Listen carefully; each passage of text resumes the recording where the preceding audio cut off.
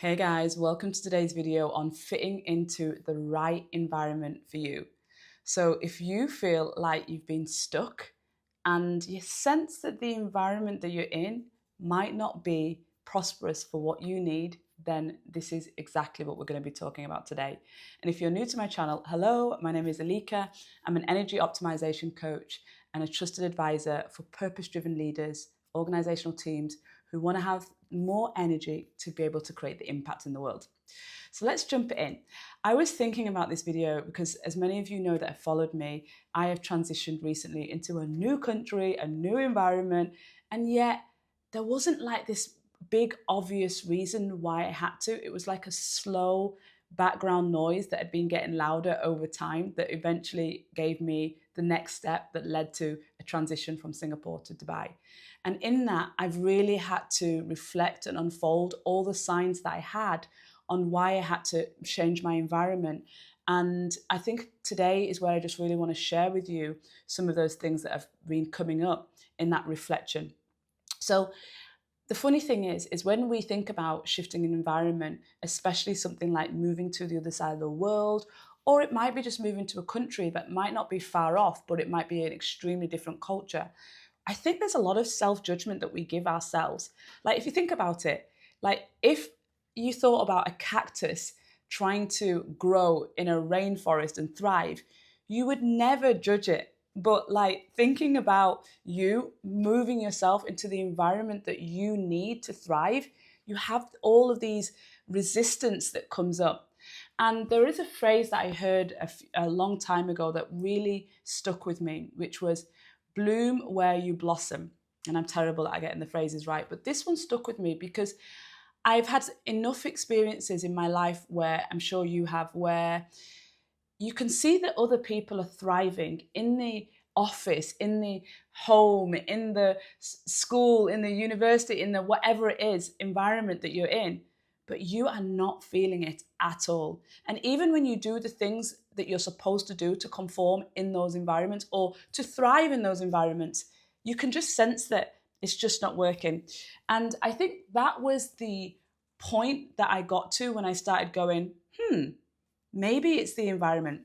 So I'm going to share with you some of the signs that I made note of that came up that I didn't listen to immediately, but let's be honest, I'm not somebody really that will go a very long time before I don't listen up. So these are the signs that came up, and there are three real distinct ones that I really want to share with you today. The first one was that I noticed that when I was doing some of my basic tasks, like my energy felt diminished afterwards.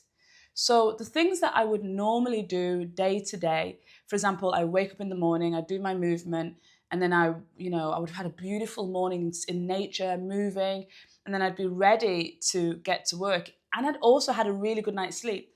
And I would be wanting to get started, and there'd be this feeling of like, oh, I need a little nap. And some of those days I hadn't done like intense workouts. Sometimes when I really push my body in workouts, I then do need that little nap. But it would be like, maybe a longer walk in nature. And so I noticed that it's almost like a procrastination, but it was more coming from the feeling of not having full energy. And because when I had a nap, after I napped, I had the energy came back and then I could do the thing. I knew it wasn't me procrastinating over the thing that I wanted to do. It was literally my energy wasn't there, but it was on basic things that I needed to get done and not things that I could say, oh, I really don't like it. And so the procrastination comes because I'm trying to avoid it. Just things that I absolutely knew I needed to get done. So if you notice that you have these little things that maybe the daily routines, daily habits, daily tasks that you need to get done, they're not ones that either drain you significantly from energy normally or that you feel very negatively about because that can drain your energy. But you just feel that if you do those things, that you notice that small things can be very energy draining for you. This can be a sign that it's your environment. The second thing that I realized was that I had an absolutely amazing year last year, and I saw a lot of growth in myself personally, in my confidence and my clarity in who I am and what I'm offering, as I really deepened, I suppose, a lot of work with my clients in human design, it was making me reflect really deeply on my own human design and what my superpowers are, and just focusing on those, and then therefore having just so much more ease and flow. So I came out of that year, going into this year going, okay, these are the things, these are the big pillars. And you know my energy reset recipe, 4 pillars. So I looked through that, I did a review and did my own life energy audit. And it was very clear to me where my 2 focus areas were. And in the area of professional growth, I knew exactly what I needed to do. I'd lined up the coach that I was going to be working with this year. And yet there was a resistance. There was a resistance to expand that I could not explain at that time. But I knew, for example, organizations that I wanted to work with. I knew the type of clients that I wanted to work with, because I felt like last year was a year of just working with my soul dream client.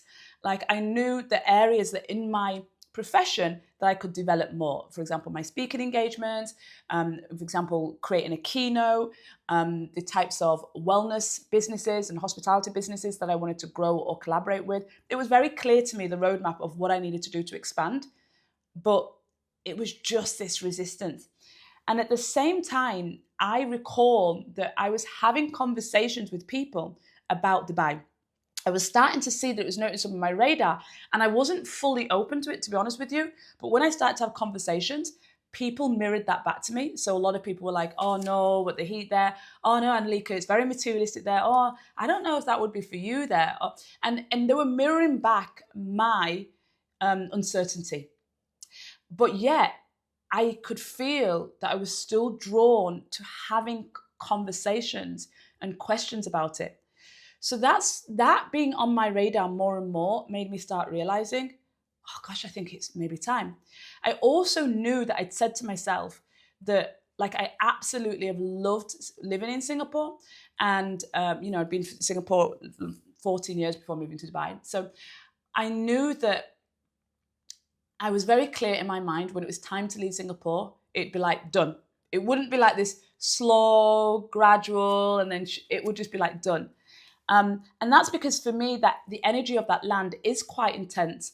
It gives you a lot, but it also takes a lot from you. That I knew that when me being me, also when things are done and when I have crystalline clarity, I don't hang around, because I know that the more resistance you create, the more pain that you experience. Literally, there is a complete correlation between resistance and pain received. So I knew that Singapore would have that for me. Unlike when I first moved to Singapore, and this was the first country I'd lived in overseas.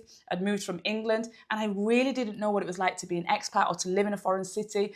And so there wasn't, there was a lot more slower pace in the transition that I had to move into settling in, into integrating. But I had that confidence now that I could pick myself up and go to another country and just make it work.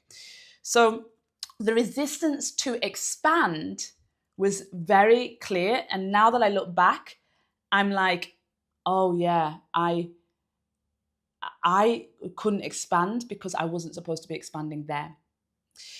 And the last thing, and I think this is the one that you can definitely relate to, but maybe putting up the most resistance to, is the quiet inner knowing.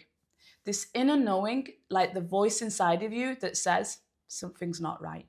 And it never tells you what, why, how, or where, but it is a little hum inside. We talked about this in previous videos, right? That little background noise that is in the background, but it's not until you shift the environment or you turn, or the noise stops, that you realize all along there was that background noise. And as we grow with our inner work journey, we start to understand when there is background noise more and more. Our nervous system shows us in many different ways that we're not in rest and relaxation mode, that we are somewhere, something in our body is still in a fight or flight mode. And that piece of inner harmony that you want is not fully there. And yet, if I think about me, I was in a situation where I had such a wonderful life, beautiful friendships, soul clients, lived in an absolute gorgeous home, was working out in nature every morning, could walk to botanical gardens in 10 minutes, like pristine. And I still cannot say that I had anything bad. It was just that inner whisper was there saying it's time for something new. And because when things are really good and things are cozy and, I still wanted to grow and expand, I knew there was challenges coming, you still figure out how to ignore that inner whisper. So those are the 3 signs that definitely on reflection came up for me. I think it's really important for us all on a personal side to just remember in our human design, it tells us and speaks to a lot about our environment and what environments are suitable for you. So I thrive in environments with mixed culture and diversity that are basically melting pots for different people to come together. Singapore really offered me that, and Dubai clearly offers me that on a bigger level.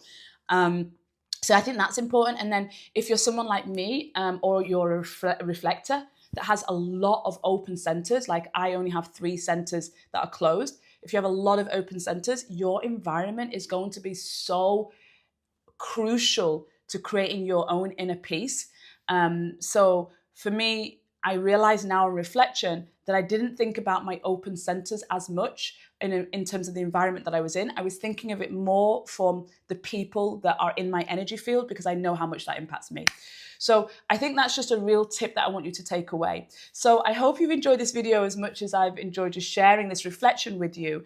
And I think I just really want to stress that if you are sensing that this is resonating with you, just start with the smallest step that you can take. And the smallest step that you could take might be something, for example, like getting an astrocartography reading. You can also use AI now to start mapping out places in the world where you are aligned with the energy of that place. We are energetic beings. We cannot forget that lands and environments also have energy. Like when we were in Singapore, everybody used to go to Bali for that feel-good feminine energy, like you're in the Bali energy of just like playfulness and spirituality and healing. But the truth is, I could never live there if my goal was to focus on my business expansion and growth, because I don't see it gives me that masculine energy that I get from places like Singapore and even Dubai as financial capital now. I feel like it's one of those growing financial capitals here in this region. But that energy, I absolutely know that I need, and it's because that environment gives me that energy. So find the most subtle way, even if it's just exploring what is showing up for the energies of each country and what it gives you. And remember, each country gives you different energy. So for example, Dubai is giving me the energy of financial abundance and financial freedom, which is a really important element of this season of my life. Singapore did give me that, but Dubai is better, for example, for relationships for me, whereas Singapore was for my karmic relationships. So it was where I had to heal relationships. And no surprise, I got married and divorced in Singapore. So that was really karmic. So this can be, I think, a very starting place for people just to get that awareness before making that transition. So if you like this video, give it a like. And if you feel that somebody else needs this, I appreciate if you share it. And then, as I always say, I feel like my newsletter is like one of the best ways that you can really integrate some of the lessons that I'm sharing with you in these videos, because that's where I'm always sharing my energy audit, my lifestyle, and the work that's coming up with working with clients in a more practical way, so you can see how I live a lifestyle from managing energy and being in the overflow of your energy. So if you like that and you want to hear more, as well as subscribing, obviously, so that you get to be notified of the next video, then you'll see in the description box the link to sign up for my newsletter. And until then, I'll see you on the next one. Take care.